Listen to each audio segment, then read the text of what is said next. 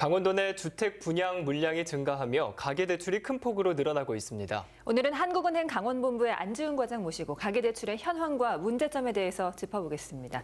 어서 오십시오. 안녕하십니까? 네, 안녕하세요. 네. 최근 강원도의 금융기관 여신 가운데 가계대출이 큰 폭으로 늘고 있는데요. 얼마나 좀 늘어났다고 볼 수 있을까요?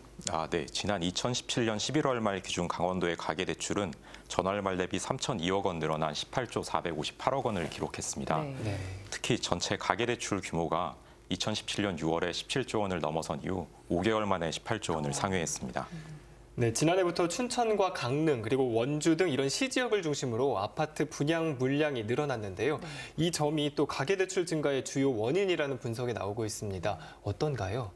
네, 지난 11월에 가계대출 증가액 3,002억 원 중에 1,613억 원이 주택담보대출에서 늘었습니다. 네. 이는 방금 언급해 주신 부동산 경기 호조의 영향이라고 볼 수 있겠는데요. 먼저 분양 물량을 보면 총 3,387호가 분양되면서 평년 수준인 993호를 큰 폭 상회했고 주택 거래도 9,600호가량 거래가 이루어지면서 평년 수준을 넘어섰습니다. 마지막으로 주택 매매 가격도 전년 동월 대비 1.3% 상승하면서 20개월 연속 전국에 비해서 높은 수준을 유지했는데요. 이 또한 주택담보대출 증가의 원인이라고 볼 수 있겠습니다. 이렇게 부동산 경기를 바탕으로 가계대출이 늘고 있는 건데요. 이런 부분이 지역 경제에 악영향을 끼칠 수 있는 그런 가능성도 있을까요? 네, 방금 언급해 주신 것처럼 최근 들어서 강원도의 가계대출이 많이 늘기는 했지만 강원도와 경제 환경이 비슷한 지방 8개도와 비교하였을 때 아직 그 절대 규모가 크지는 않습니다. 실제로 가계부채를 주민등록 세대수로 나눈 세대당 가계부채 규모를 보면 강원도는 약 2,600만 원 수준으로 지방 8개도 평균인 3,200만 원을 하회하고 있습니다.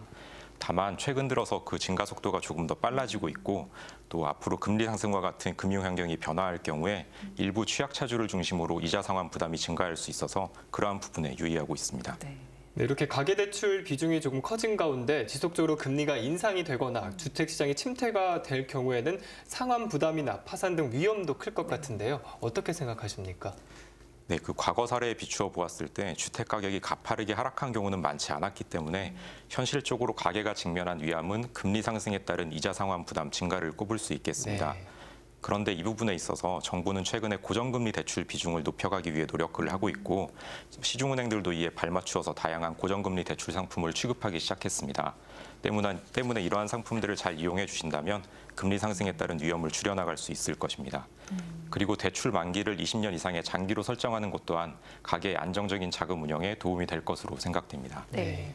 이 가계대출 급증에 대해서 좀 막연히 불안해하고 궁금해하셨던 분들에게 오늘 해주신 말씀들이 도움이 될 것 같습니다. 오늘 말씀 고맙습니다.